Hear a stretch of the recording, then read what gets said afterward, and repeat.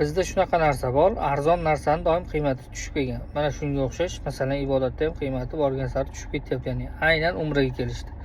Chunki hozirgi kunda podpiska yig'ish uchun hamma kishi chiqyapti. Arzon bilet beraman, tekin bilet beraman, tekin mehmonxona beraman, keyin menga podpiska bo'lsanglar bitta odamni umraga olib kelaman. Bu narsalar bizni o'zbek mentalitetida doim arzon narsani qadri tushganda bu narsani qadrini tushunadi va ibodatda kelib turib ibodatni shukuhini bilmasdan ketishadi. Rosa ko'pchilikni ko'rganman, keladi faqat shu hayp uchun, boshqa uchun kelib, prosmotrini yedirib olish uchun kelib, prosmotr olib ketadi. Yo'q, aslida bunaqa narsa bo'lmasligi kerak. Oldinlari masalan $2000, $2500 vaqtda sotganmiz umra paketlarini. O'sha vaqtda kelgan odamlar masjiddan chiqmasdi.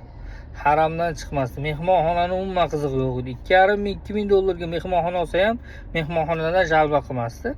Alhamdulillah yotgan joyimiz bor deb ketishardi.